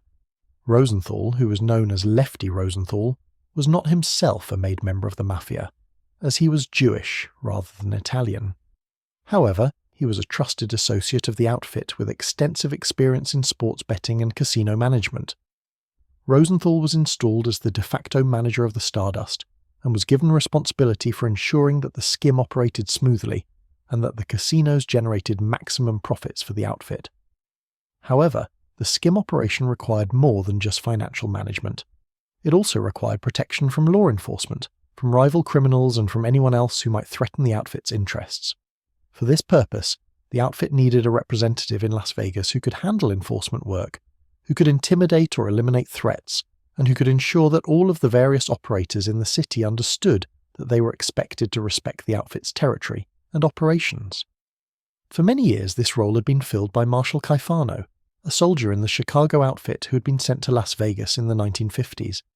Caifano was known for his brutal methods, and he allegedly favored the use of a blowtorch as a tool for extracting information or compliance from recalcitrant individuals. However, by the early 1970s, Caifano had become a liability. In 1960, he had been added to Nevada's list of excluded persons, which was commonly known as the Black Book. This was a registry maintained by the Nevada Gaming Control Board of individuals who were banned from entering any licensed casino in the state due to their criminal backgrounds or connections to organized crime. Caifano's presence in the Black Book made it impossible for him to operate effectively in Las Vegas. He could not enter the casinos that he was supposed to be protecting, and his high profile with law enforcement made him a constant target of surveillance. The Chicago outfit leadership recognized that Caifano needed to be replaced with someone who was capable of the same level of violence and intimidation, but who had not yet attracted the same degree of attention from Nevada authorities. The decision about who would replace Caifano was made by Tony Accardo, who, despite his official title of boss, often allowed his subordinates considerable autonomy in managing their own affairs. Accardo chose Tony Spilotro for the assignment. The selection was logical in many respects. Tony had proven himself to be a ruthless and effective enforcer in Chicago, he was loyal to the outfit, and he was not yet well known to law enforcement in Nevada. However, as would later become apparent, Tony's volatile temperament and his inability to maintain a low profile would make him a problematic choice for this sensitive assignment. In 1971, Tony Spilotro was sent to Las Vegas with instructions to protect the outfit's interests, to ensure that the skim continued to operate without interference, and to handle any problems that arose. He was to work closely with Frank Rosenthal, reporting back to Chicago on the status of operations and on any threats to the outfit's control of the casinos. The early 1970s represented the peak of the Chicago outfit's power in Las Vegas, with money flowing back to Illinois in vast quantities, and with law enforcement seemingly unable or unwilling to disrupt the operation. However, by the time Tony arrived in Las Vegas, the situation was beginning to change. The FBI had expanded its operations in Nevada and was devoting increasing resources to investigating organized crime's control of the casinos. The Nevada Gaming Control Board was also becoming more aggressive in its oversight of casino operations, and was working to exclude individuals with mob connections from the gaming industry. The delicate balance that the outfit had maintained for years, profiting enormously from the skim while avoiding serious law enforcement consequences, was becoming increasingly difficult to sustain. Thus, the environment in Las Vegas in the early 1970s, when Tony Spilotro arrived to take up his new assignment, was one of immense criminal opportunity but also increasing risk. This was the Las Vegas into which Tony Spilotro arrived in 1971. In 1971, Tony Spilotro moved to Las Vegas to help oversee the local concerns of the Chicago outfit, which controlled 4 casinos on the Las Vegas Strip. Upon his arrival, Tony adopted the alias Tony Stewart, a name he would use for various business dealings in the city. One of his first actions was to take control of the gift shop at the Circus Hotel and Casino, a large resort that combined family entertainment with gambling facilities for adults. The gift shop provided Tony with a legitimate front for his activities and allowed him to establish a presence in the city without immediately attracting law enforcement attention. Tony had relocated to Las Vegas with his wife Nancy Stewart, whom he had married in January 1960 when she was working as a waitress at a mob hangout in Chicago. The couple had adopted a son, Vincent, in 1966, and Tony maintained a family life alongside his criminal activities, though the two spheres were kept largely separate. Nancy and Vincent lived in relative comfort in Las Vegas, benefiting from Tony's illegal earnings while remaining largely insulated from the details of how that money was acquired. Shortly after establishing himself in Las Vegas, Tony began to impose what was known as a street tax on criminals operating in the city. Any individual or group engaged in illegal activities, whether burglary, drug dealing, prostitution, or other crimes, was required to pay a percentage of their proceeds to Tony as a representative of the Chicago outfit. Those who refused to pay the street tax were threatened with violence, and in some cases these threats were carried out. Tony made it clear that Las Vegas was now under the control of the outfit, and that anyone who wished to operate there would need to acknowledge this control and pay for the privilege. The implementation of the street tax had immediate consequences for crime rates in Las Vegas. Homicides in the city increased noticeably after Tony's arrival, as he used murder and intimidation to enforce compliance with his demands. Local criminals who had previously operated with relative independence now found themselves subject to the authority of the Chicago outfit, and those who resisted or who failed to pay were often found dead. In 1974, Tony sold his interest in the Circus gift shop for $700,000, approximately 10 times what he had initially invested in the business. This substantial profit demonstrated Tony's ability to succeed in seemingly legitimate business ventures, though the gift shop had likely also served as a vehicle for laundering money from his illegal activities. In 1976, Tony opened a new business, the Gold Rush Lenlad, a jewelry and electronics store in Las Vegas. The store was operated in partnership with his brother Michael Spilotro, who had followed Tony to Las Vegas and become involved in his operations, and with Herbert Blitzstein, who was known as Fat Herbie. Blitzstein was a Chicago bookmaker who had connections to the outfit and who served as one of Tony's key associates in Las Vegas. The Gold Rush served a dual purpose. It operated as a legitimate retail business, but it also functioned as a front for Tony's various criminal enterprises and as a location where stolen goods could be fenced. Around the same time that the Gold Rush was opened, Tony formed what would become known as the Hole in the Wall Gang, a burglary crew that would carry out numerous break-ins across Las Vegas over the following years. The gang's name derived from their preferred method of entry. Rather than picking locks or breaking windows, the crew would drill through the exterior walls or ceilings of buildings, creating holes large enough to allow entry while avoiding doors and windows that might be alarmed. This technique required skill and planning, but it allowed the gang to bypass many of the security measures that businesses had installed. The hole-in-the-wall gang included Frank Carlotta, Tony's childhood friend from Chicago, who had relocated to Las Vegas at Tony's invitation. Carlotta served as one of the leaders of the burglary crew and participated in numerous break-ins. Other members of the gang included experienced burglars and thieves from Chicago and from the local Las Vegas criminal underworld. The gang targeted jewelry stores, homes of wealthy individuals and other locations where valuable goods could be stolen. Over the course of the late 1970s and early 1980s, the hole-in-the-wall gang carried out dozens of burglaries, generating substantial illegal proceeds for Tony and the Chicago outfit. The stolen goods, including jewelry, cash and electronics, were either fenced through the Gold Rush or through other channels that Tony had established. However, the gang's activities also attracted increasing attention from the Las Vegas Metropolitan Police Department and from the FBI, both of which were aware that a sophisticated burglary operation was active in the city. In addition to his burglary operations, Tony became involved in loan sharking, providing high-interest loans to individuals who could not obtain credit through legitimate sources. He worked in partnership with Frank Bompensiero, who was known as Bomp and who served as a prominent member of the Los Angeles crime family. Bompensiero had connections throughout Southern California and Nevada, and the partnership between him and Tony allowed both men to expand their loan sharking operations across a wider geographic area. In November 1975, Tony and Bompensiero became involved in a murder that would later feature prominently in federal investigations of organized crime in Las Vegas. Tamara Rand was a San Diego real estate heiress who had made a loan of $2 million to Alan Glick, the frontman who nominally owned the Stardust and other casinos on behalf of the Chicago outfit. Rand was now suing Glick to recover her money, and her lawsuit threatened to expose the outfit's hidden ownership of the casinos. On the 9th of November 1975, Rand was shot and killed in her home in San Diego. Tony Spilotro allegedly carried out the murder, having entered Rand's home and shot her multiple times, with assistance from Bompensiero in arranging access to the residence. The murder eliminated the threat that Rand's lawsuit posed to the outfit's casino operations, though it would later become one of the key charges that federal prosecutors attempted to bring against Tony. Tony's primary assignment in Las Vegas was to work with Frank Rosenthal to protect the skim operation at the outfit-controlled casinos. In the early years of their partnership, the relationship between Tony and Rosenthal functioned relatively well. Tony handled enforcement and security matters, ensuring that potential threats to the operation were neutralized, while Rosenthal managed the financial and operational aspects of the casinos. Money continued to flow back to Chicago in substantial quantities, and the outfit bosses were satisfied with the arrangement. However, as the 1970s progressed, the relationship between Tony and Rosenthal began to deteriorate. Part of this deterioration was due to Tony's increasing independence and his tendency to engage in criminal activities that went beyond his mandate from Chicago.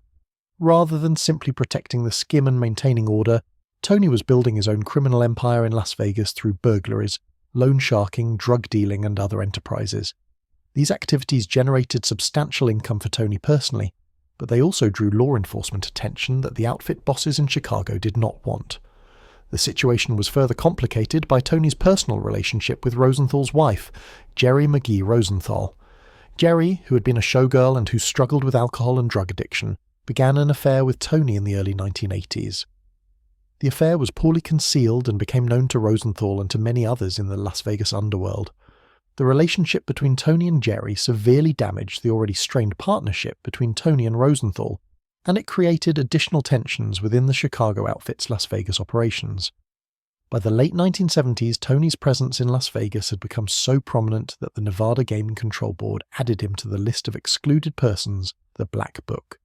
This meant that Tony was now officially banned from entering any licensed casino in Nevada. The prohibition made it impossible for Tony to carry out his assigned function of protecting the skim operations, as he could not enter the casinos where the money was being diverted.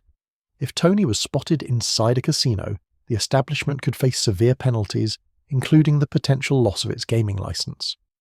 The addition to the Black Book represented a significant setback for Tony and for the Chicago outfit. It demonstrated that Nevada authorities were aware of Tony's role in organized crime and were taking active steps to limit his influence. However, Tony continued to operate in Las Vegas, simply conducting his business outside of the casinos and relying on intermediaries when casino-related matters needed to be addressed. Despite these complications, Tony accumulated considerable wealth during his years in Las Vegas. He acquired multiple properties in the city and lived in a style that was far more lavish than what he could have afforded on any legitimate income. He also sent substantial sums of money back to Chicago, fulfilling his obligation to the outfit even as he built his own criminal operations. Spilotro's operations continued to grow through the late 1970s and into the early 1980s, but his increasingly violent and public methods were beginning to draw unwanted attention, not only from law enforcement, but from his own bosses in Chicago. The early 1980s would prove to be the peak of Spilotro's power in Las Vegas, but also the beginning of the end. By the early 1980s, Tony Spilotro was generating enormous sums of money for the Chicago outfit through his various operations in Las Vegas, but his violent and indiscreet methods were becoming increasingly problematic. The burglaries carried out by the hole-in-the-wall gang continued at a steady pace, targeting high-value locations across the city. Tony had also expanded his operations to include additional front businesses, including Bertha's Gifts and Home Furnishings, another retail establishment that served purposes similar to the Gold Rush, functioning as both a legitimate business and as a cover for criminal activities. The success of the hole-in-the-wall gang depended on careful planning and on the loyalty of its members. Each burglary required detailed reconnaissance, knowledge of security systems, and coordination among multiple participants. However, in 1982, one of the key members of the gang made a decision that would have devastating consequences for Tony and his operations. Sal Romano, who served as the alarm system specialist for the gang and who was responsible for disabling security systems during burglaries, was arrested by police for an unrelated crime. Facing prosecution and a potentially lengthy prison sentence, Romano agreed to become an informant for law enforcement. Romano provided police with extensive information about planned burglaries, allowing officers to set up surveillance and to catch gang members in the act. Over the course of several months in 1982 and 1983, multiple members of the hole-in-the-wall gang were arrested during attempted burglaries or shortly thereafter.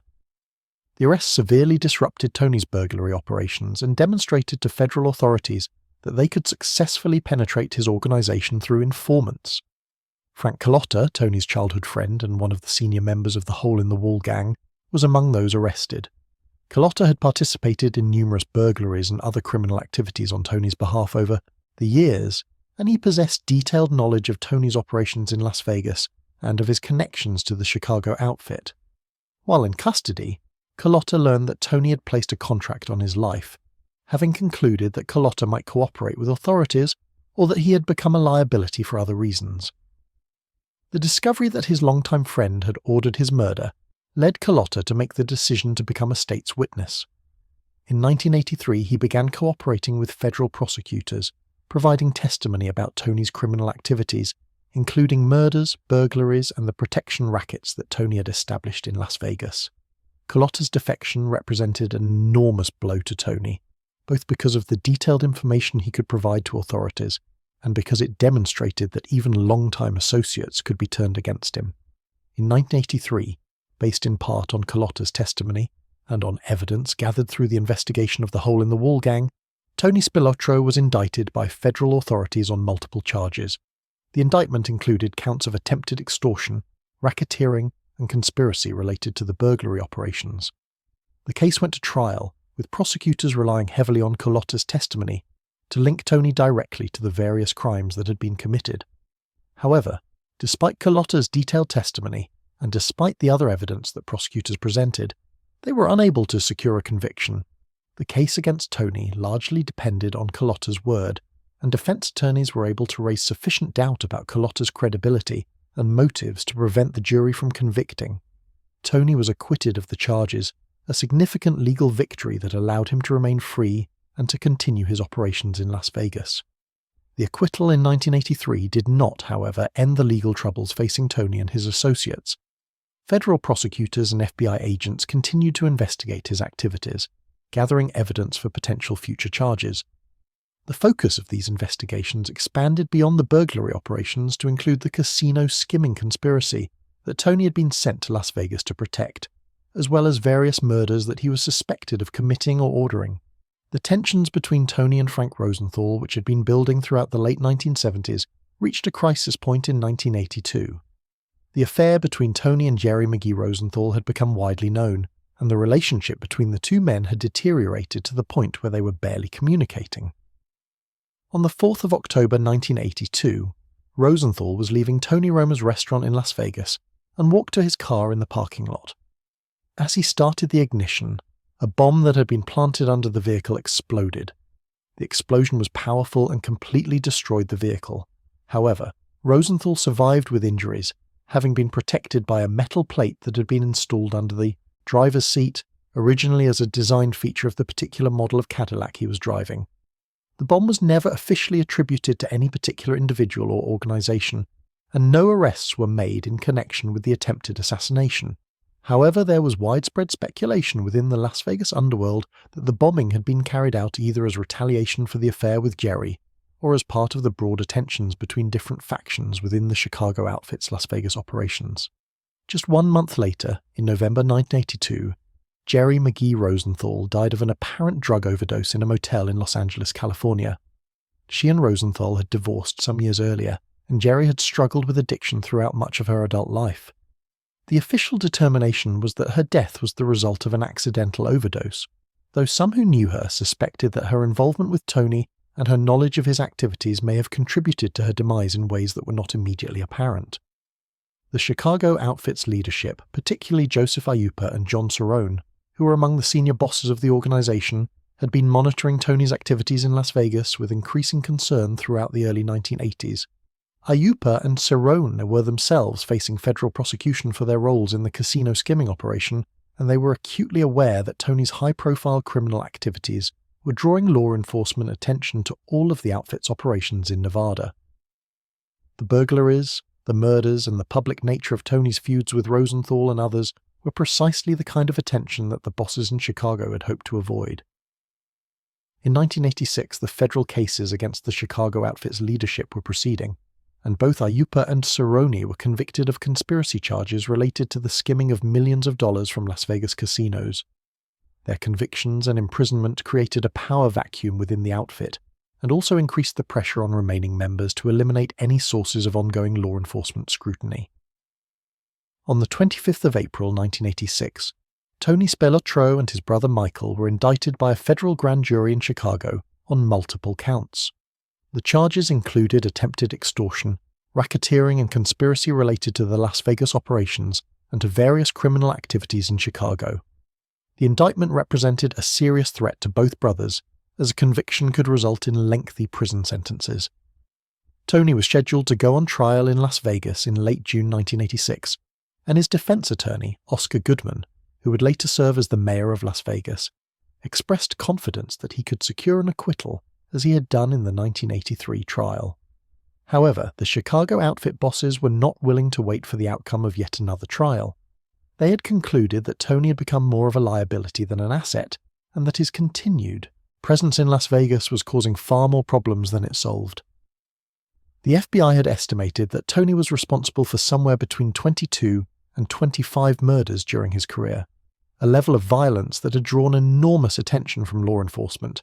The public exposure of the outfit's operations, the defection of multiple associates who had become informants, and the ongoing federal investigations all pointed to Tony as the primary source of the outfit's troubles in Nevada. The Chicago outfit, which had profited enormously from Spilotro's operations over the years, had now decided that he had become more of a liability than an asset. The consequences of this decision would prove fatal. In January 1986, in the wake of the imprisonment of Joseph Aiuppa and John Cerrone for skimming Las Vegas casino profits, a meeting was held at the Czech Lodge in North Riverside, Illinois. Most of the upper echelon of the Chicago outfit attended this gathering, including Tony Accardo, who despite his advanced age remained one of the most powerful figures in the organization. Accardo, who was known as Joe Batters, had led the outfit for decades and still commanded enormous respect and authority. At this meeting, Samuel Carlissi was appointed as the new street boss of the outfit, replacing Aiuppa and Cerrone, who were now in federal prison. Carlissi's first order of business was to address the problems that had accumulated in Las Vegas under Tony Spilotro's management. Carlissi outlined to those assembled the various ways in which Tony had caused difficulties for the organization. The burglaries had drawn law enforcement attention. The murders had generated media coverage. The defection of associates like Frank Carlotta had provided prosecutors with inside information, and the ongoing federal investigations threatened to expose the entire structure of the outfit's operations in Nevada. Rocco Infelice, a senior member of the outfit, reportedly responded to Carlissi's recitation of Tony's problems by saying simply, "Hit him." The other attendees at the meeting agreed. However, there was an additional complication. Michael Spilotro, Tony's brother, had also been involved in the Las Vegas operations and was likely to seek revenge if Tony was killed. The consensus that emerged from the meeting was straightforward. If you whack one, you gotta whack them both. The decision was made that both Spilotro brothers would be murdered, and plans were put in place to lure them to Chicago where the killings could be carried out.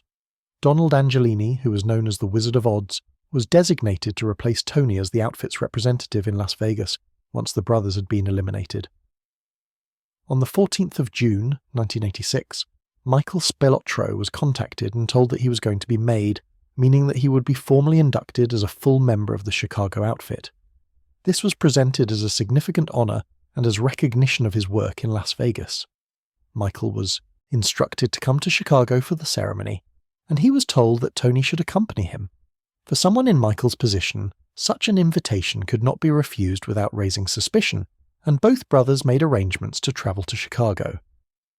The brothers drove together from Michael's home in Oak Park, a suburb of Chicago, on the afternoon of the 14th of June.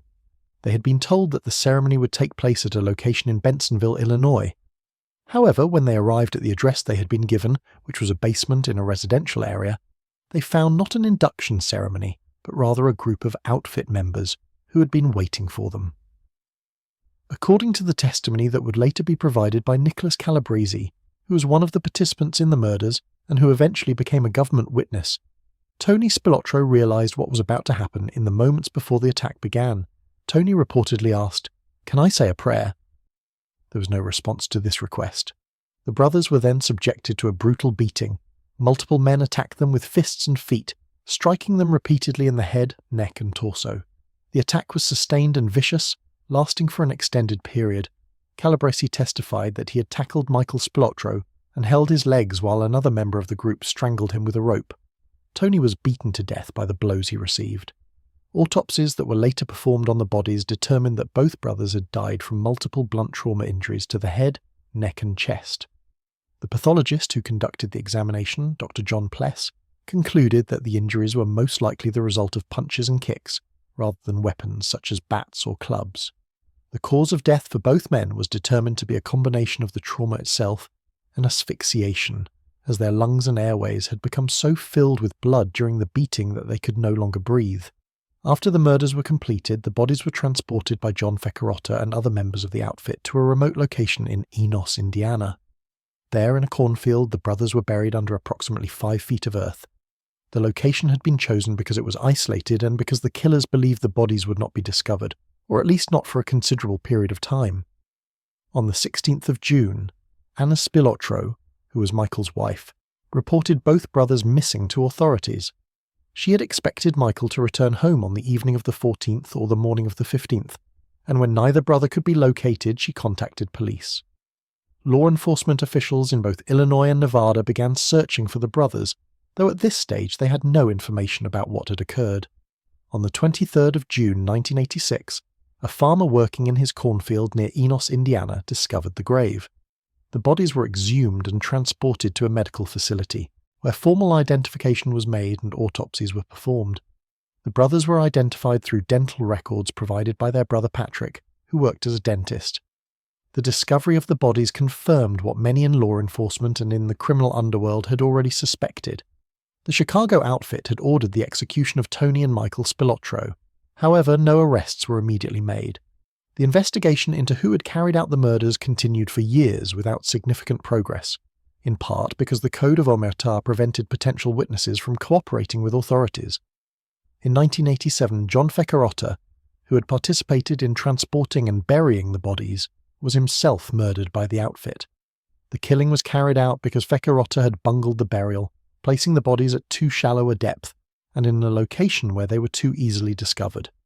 His murder was intended to punish this incompetence and to serve as a warning to others. It was not until the 25th of April 2005 that significant arrests were made in connection with the Spilotro murders. On that date, federal authorities indicted 14 members of the Chicago outfit, including James Marcello, who was identified as a boss of the organization, on charges related to 18 murders, including those of Tony and Michael Spilotro. The indictments were the result of an investigation known as Operation Family Secrets, which had used testimony from multiple informants, including Nicholas Calabrese, to build cases against senior members of the outfit. On the 27th of September 2007, James Marcello was found guilty by a federal jury of the murders of both Spilotro brothers. The trial had included detailed testimony from Calabrese about the events of the 14th of June 1986 and about the subsequent burial and cover-up. On the 5th of February 2009, Marcello was sentenced to life imprisonment for the murders. On the 26th of March 2009, Nicholas Calabrese was sentenced to 12 years and 4 months in prison for his role in the murders and in other crimes he'd committed on behalf of the outfit. Tony Spilotro was survived by his wife Nancy and his son Vincent. Vincent later spoke publicly about his father in a 2010 interview with Maxim magazine, in which he claimed that the real target of the murders had been Michael, and that Tony had been killed to prevent him from seeking revenge. This account differs from the widely accepted version that Tony was the primary target due to the problems he had caused for the outfit in Las Vegas. On the 14th of June 1986, just weeks after his 48th birthday, the man known as Tony the Ant was killed by his own organization in Chicago. In the aftermath of the Spilotro brothers' deaths, the Chicago outfit's operations in Las Vegas gradually diminished as federal pressure continued to mount. In the aftermath of Vito Genovese's death in 1969 and Tony Spilotro's murder in 1986, the American Mafia entered a period of significant decline, though both men left enduring legacies within organized crime in American culture. Following the elimination of the Spilotro brothers, the Chicago outfit's control of Las Vegas operations deteriorated rapidly. Donald Angelini, who had been designated to replace Tony, assumed the role briefly, but was unable to maintain the level of control that the outfit had previously exercised over the city's criminal underworld. Federal investigations that had begun during Tony's tenure continued and intensified, leading to multiple prosecutions of outfit members throughout the late 1980s and 1990s. The Operation Family Secrets investigation, which culminated in the 2007 convictions of James Marcello and others for the Spilotro murders, represented one of the most significant blows to the Chicago outfit in its history, effectively dismantling much of the organization's leadership structure. Las Vegas itself underwent a dramatic transformation in the decades following Tony's death. The city shifted from mob control to corporate ownership of casinos, with major companies such as MGM and Caesars Entertainment acquiring the properties that had once been controlled by organized crime families. The Nevada Gaming Control Board, having gained considerable experience in combating mob influence during the 1970s and 1980s, became increasingly effective at excluding individuals with criminal connections from the gaming industry. The skim operations that had generated millions of dollars for the Chicago outfit and other crime families were eliminated as corporate accounting practices, and regulatory oversight made such schemes virtually impossible to sustain. Frank Carlotta, who had testified against Tony in the early 1980s, continued to cooperate with law enforcement and served as a witness in multiple trials related to organized crime. He later wrote books about his experiences with Tony and the Hole in the Wall gang, and he appeared in documentaries and interviews discussing the Las Vegas mob era. Carlotta survived into the 21st century, outliving most of those he had worked with and testified against. In 1995, director Martin Scorsese released the film Casino, which was based on the book of the same name by Nicholas Pileggi. The film depicted the Chicago outfit's control of Las Vegas casinos during the 1970s and 1980s, with the character of Nicky Santoro, played by Joe Pesci, serving as a dramatized version of Tony Spilotro. The film also featured Robert De Niro as Sam Rothstein, a character based on Frank Rosenthal, and Sharon Stone as Ginger McKenna, based on Jerry McGee Rosenthal. Casino brought renewed public attention to the era of mob control in Las Vegas, and contributed to the popular mythology surrounding Tony and his associates, though the film took considerable dramatic liberties with the actual events. Tony's son, Vincent Spilotro, later spoke publicly about his father in various interviews and participated in the development of exhibits at the Mob Museum in Las Vegas, which opened in 2012. Vincent's efforts to present a more nuanced view of his father, emphasizing his role as a family man alongside his criminal activities, reflected a broader cultural fascination with organized crime figures and a tendency to romanticize their lives despite the violence they committed. The legacy of Vito Genovese proved to be more enduring in terms of organizational impact. The Genovese crime family, which had been named after him by law enforcement in 1957, remained one of the most powerful criminal organizations in New York throughout the decades following his death. Philip Lombardo succeeded Genovese as boss and was followed by a series of other leaders, including Vincent Gigante, who ran the family from the 1980s through the 1990s, despite his attempts to feign mental illness to avoid prosecution. The Genovese family adapted to changing law enforcement tactics and to the declining influence of traditional organized crime in American society. The family shifted its focus from traditional rackets such as gambling and loan sharking to more sophisticated schemes involving labor racketeering, fraud, and legitimate business infiltration. By the early 21st century, the family was estimated to have more than 250 made members, making it the largest of the 5 families in New York. The family's operations expanded to include computer fraud, stock manipulation, healthcare fraud, and other white-collar crimes that generated substantial revenues while attracting less law enforcement attention than violent crimes or drug trafficking. Vito Genovese's cultural legacy was also significant. Mario Puzo, who wrote the novel The Godfather, which was published in 1969, the year of Genovese's death, acknowledged that he had based the character of Don Vito Corleone on a combination of Genovese and Frank Costello.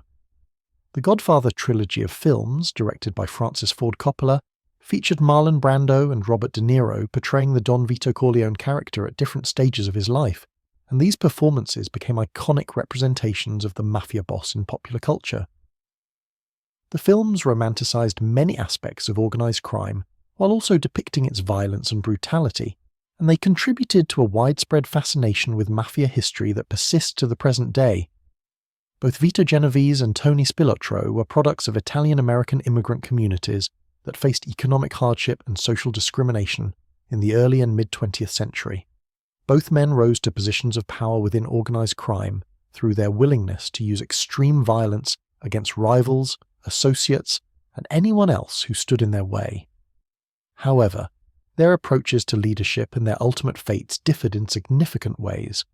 Genovese was a strategic and political figure who understood the importance of alliances, of maintaining relationships with corrupt officials, and of operating with at least some degree of discretion. His career spanned nearly 5 decades, from the 1920s through the late 1960s, and he successfully navigated multiple eras of American organized crime, from the bootlegging operations of Prohibition through the more sophisticated criminal enterprises of the post-war period. Even his 8-year exile in Italy demonstrated his ability to adapt to changing circumstances and to rebuild his position when conditions allowed. Tony Spilotro, by contrast, was impulsive, violent, and unable to maintain the low profile that his assignment in Las Vegas required. His career as a major figure in organized crime lasted only 15 years, from 1971 to 1986, and his operations collapsed shortly after his death. Where Genovese built an enduring criminal organization that survived his imprisonment and death, Tony's operations in Las Vegas were personal fiefdoms that could not be sustained without his direct involvement. Both men ultimately brought about their own downfalls through their actions. Genovese's ambition to become the boss of all bosses led him to organize the disastrous Appalachian Meeting in 1957, which exposed the Mafia to unprecedented public scrutiny and federal investigation. His conviction on narcotics charges in 1959 and his subsequent imprisonment removed him from power at precisely the moment when he believed he'd achieved supreme authority. Tony's inability to avoid drawing attention to himself through murders, burglaries, and public feuds led the Chicago outfit to conclude that he was a liability who needed to be eliminated, resulting in his brutal murder by the very organization he had served. Both Genovese and Spilotro also contributed to the eventual weakening of organized crime in America through their creation of informants. Genovese's alleged placement of a contract on Joe Valachi led Valachi to become the first high-ranking Mafia member to publicly testify about the organization's structure and operations in 1963. Tony's betrayal and threatened murder of Frank Carlotta led Carlotta to become a state's witness in the early 1980s, providing prosecutors with detailed information about outfit operations in Las Vegas. These defections, which were direct results of Genovese's and Tony's treatment of their subordinates, represented significant breaches of omerta and provided law enforcement with tools to prosecute organized crime more effectively. The broader decline of the American Mafia in the late 20th and early 21st centuries can be attributed to multiple factors, many of which were exemplified by the careers of Genovese and Spilotro. The passage of the Racketeer-Influenced and Corrupt Organizations Act, known as RICO, in 1970 provided federal prosecutors with powerful legal tools to target entire criminal organizations rather than just individual members. The creation of the Witness Protection Program, also in 1970, made it possible for informants like Valachi and Carlotta to testify without fear of immediate retaliation. The increased resources devoted to federal law enforcement, particularly the FBI's organized crime units, made it increasingly difficult for Mafia families to operate with the impunity they had enjoyed in earlier decades. The 5 families in New York, including the Genovese family, continue to exist in the present day, though their power and influence have been greatly diminished compared to their peak in the mid-20th century. The Chicago outfit similarly continues to operate, though on a much smaller scale than during the era when Tony Spilotro was active in Las Vegas.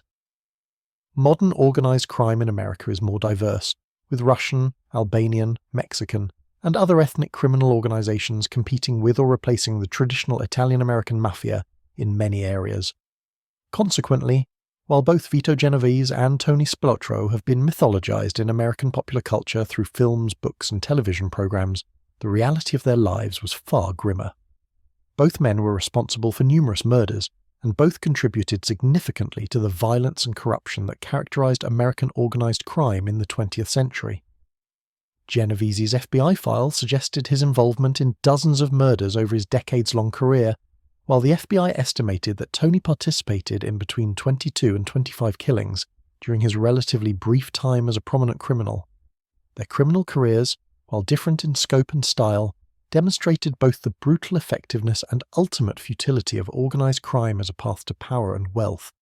Both men died without having achieved their ultimate ambitions, Genovese in a prison hospital, and Tony beaten to death in a basement by the very organization he had served, their legacies consisting primarily of the violence they had inflicted and the damage they had caused to countless lives. What do you think of Vito Genovese and Tony Spilotro? Were they criminal masterminds who shaped American organized crime? Or were they simply brutal killers whose violence ultimately led to their own destruction? Please let us know in the comment section, and in the meantime, thank you very much for watching.